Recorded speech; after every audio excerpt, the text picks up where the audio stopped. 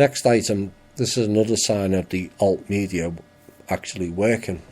And this time it's the youth who are pushing our message.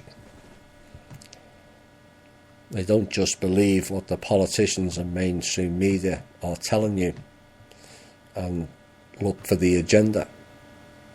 Now, the very public scene this week of hundreds of Colorado students and their parents walking out of a vigil that was turned into a political theatre by the Brady campaign to prevent gun violence was so embarrassing that the gun control group actually issued an apology. Now, before leaving the Wednesday night event, students en masse were shouted in front of journalists who the Brady campaign invited, "This is not for us, political stunt, and we are the people, not a statement." Hear, hear. Now, the Brady campaign had portrayed the event as a vigil in memory of Kendrick Castillo, a student hero who died from gunshot wounds after he and two other students charged one of the attackers Tuesday at the Highlands Ranch STEM school in Colorado.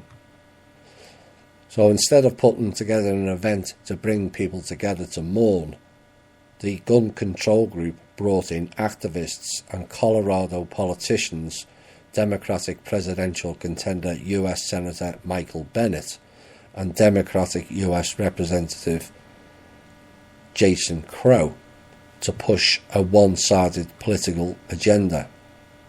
Now, the speaker said they weren't there to just offer thoughts and prayers, but that they instead were there to push for more restrictions on the right to bear arms.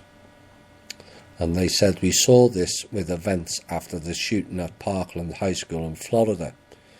Tea events including a CNN town hall weren't open forums or vigils. They were orchestrated propaganda designed to push a political cause, and the CNN event even featured the then Broward County Sheriff, who's now been fired, Scott Israel. Now he, in case you forget, vociferously stuck to the gun control narrative,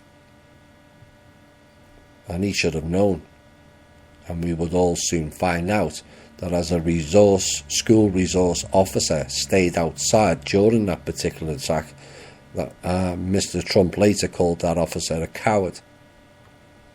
Now, the students who boldly walked out en masse as they chanted mental health, from what shouldn't have been a political